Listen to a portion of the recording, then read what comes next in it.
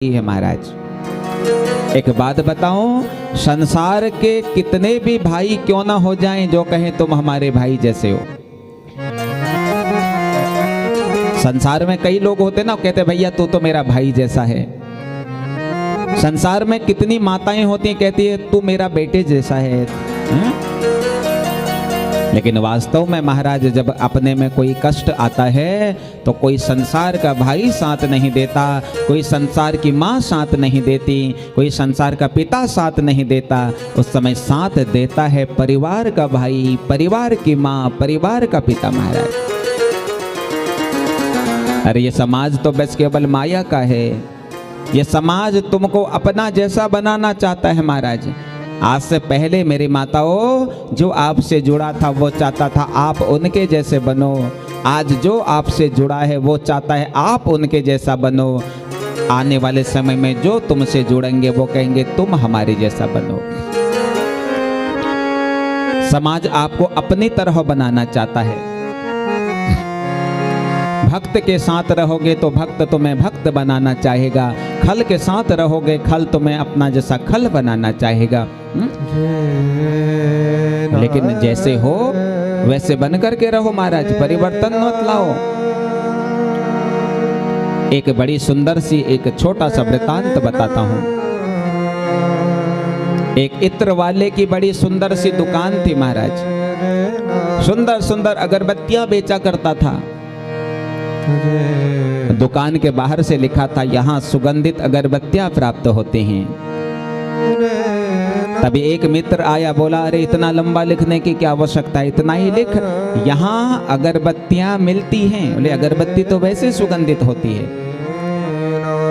तुरंत लिख दिया यहाँ अगरबत्तियां मिलती हैं। तीसरा मित्र आया, बोला भैया इतना लंबा क्यों लिखा है, यहाँ लिखने की आवश्यकता नहीं, इतना ही लिख, अगरबत्तियां मिलती हैं। तो लिख दिया अगरबत्तियां मिलती हैं। चौथा आया, उसने कहा इतना लंबा भी मत लिख, बोले इतना ही लिख, केवल अगरबत्ती। उसने लिख दिया अगरबत्ती। जो दुकान बढ़िया चलती थी वो धीरे धीरे बंद हो गई, कोई ग्राहक ही नहीं आया दुकान में। तो तभी एक संत पहुंचते हैं। संत कहते हैं क्या बात हो गई भाई, जब पहले मैं तुम्हारे दुकान में आता था तो बड़ी लंबी चौड़ी लाइन लगी रहती थी, अब क्या हो गया। बोले महाराज पता नहीं क्या होगा, कोई आ ही नहीं रहा है। तब संत ने देखा कि लिखा है अगरबत्ती। संत ने कहा भैया तूने दुकान के आगे ही ऐसा लिखा है, ऐसा लिख, यहाँ पर सुगंधित अगरबत्तियां मिलती हैं। बोला महाराज ये तो पहले ही लिखा था। बोला हाँ वही लिख दे दोबारा से। ले तुम जो हो वो बन करके रहो। इससे पहले तुमसे जो जुड़े हैं वो तुम्हें अपना जैसा बनाना चाहते थे। आज तुमसे जो जुड़े हैं वो तुम्हें अपना जैसा बनाना चाहते हैं। आगे जो जुड़ेगा वो तुम्हें अपने जैसा बनाएगा महाराज। जब तक परिवार में एकता नहीं है तब तक समाज में एकता नहीं हो सकती है। ध्यानपूर्वक सुनेगा सब लोग। एकता पहले परिवार से होती है। परिवार के लोग एक होकर के रहो।